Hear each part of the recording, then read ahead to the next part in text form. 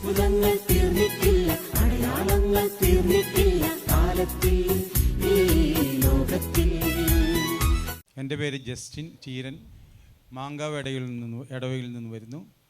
ഞാനിവിടെ ഏകദേശം ഒരു 3 മാസത്തോളമായി തുടർച്ചയായിട്ട് ധ്യാനത്തിനും അതേപോലെ തന്നെ മാധ്യസ്ഥ പ്രാർത്ഥനയ്ക്കും വരുന്നുണ്ട്. സാധാരണ ആദ്യത്തെ ദിവസങ്ങളിലൊക്കെ വരുമ്പോൾ 1 മണിക്കൂർ നേരം പ്രാർത്ഥനയിൽ പങ്കെടുക്കുമ്പോഴേക്കും എനിക്ക് വളരെ അസ്വസ്ഥത, വീട്ടിലേക്ക് തിരിച്ചു പോകാനൊക്കെ തോന്നാറുണ്ട്. പക്ഷേ ഇപ്പോൾ തുടർച്ചയായിട്ട് 4-5 മണിക്കൂറുകൾ ഇരുന്നാലും എനിക്കൊരു മടുപ്പുമില്ല.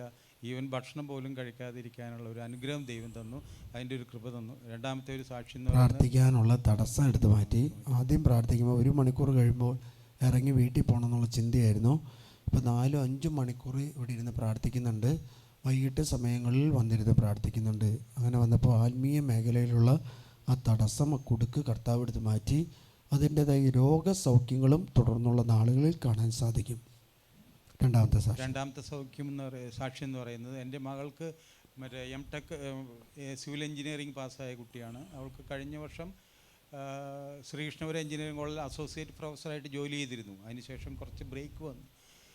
ഇപ്പോൾ അവൾക്ക് ഞാൻ പ്രാർത്ഥിച്ചതിൻ്റെ ഫലമായി തന്നെയാണ് അവൾക്ക് കഴിഞ്ഞ ആഴ്ച അവൾ കരിപ്പൂർ എയർപോർട്ടിൽ സിവിൽ എഞ്ചിനീയറായിട്ട് ജോലി കിട്ടി. ദൈവം അനുഗ്രഹിച്ചു.